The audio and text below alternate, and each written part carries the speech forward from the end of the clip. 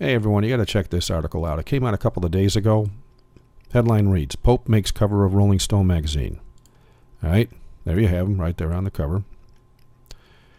And it says right here, just last month, the Pope was named Time's Person of the Year and featured on that magazine's cover for the second time in 2013. So both Rolling Stone magazine and Time magazine are global magazines, right? They're major magazines. And look what else it says here. In less than a year since his papacy began, Pope Francis has done much to separate himself from the past popes and establish himself as a people's pope. And the reason he's established as a people's pope is because the media is pushing him as such. I mean, he has literally flooded the media, whether it's on paper or on screen. He's all over the place as a people's pope. Everybody loves him all over the place, right? So why is this a problem? Well, first of all, Rolling Stone magazine is one of the most evil magazines on the planet, yet this so-called man of God's on it, right? And this magazine promotes all sorts of satanic rock bands, and some of their covers are X-rated, to say the least.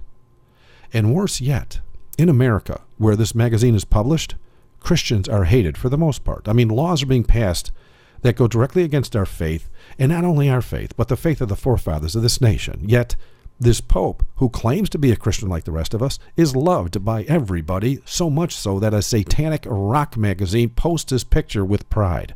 So I got to ask the question, why is it Christians are being killed on a regular basis on earth to the tune of one Christian martyred for their faith every 2 minutes, yet this Pope, who also claims to be a Christian, is celebrated as the Man of the Year by Time magazine and a superstar by Rolling Stone?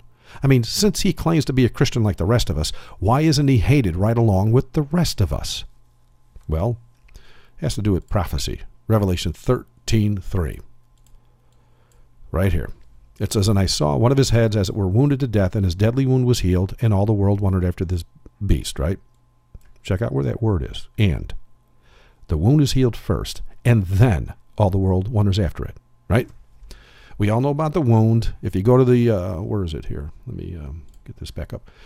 If you go to remedygod.org, you go to the characteristics of Antichrist page, right there, and go to number 6 or 7. 6 talks about him getting the wound, and then 7 talks about the wound being healed.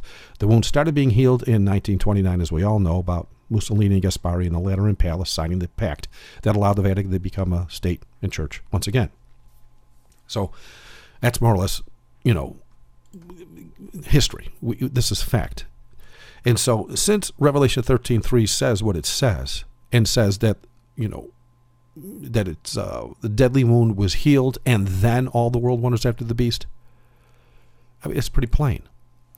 The fact that all the world, because this is a global magazine, and so is Time magazine, and so is all the media, and all the newspapers, and all the internet. I mean, it's just everybody's talking about this guy all over the world.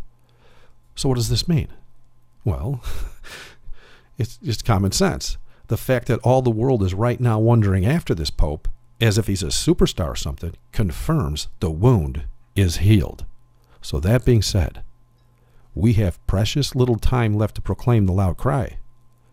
And I hope and pray that you are doing all you can to share your faith, because he that gave you those talents to actually share your faith is about to return to see if you buried that which he gave you. I hope and pray that you are blessed by what was shared in this video. Please subscribe, please share it with as many as possible, and thank you for watching. God bless.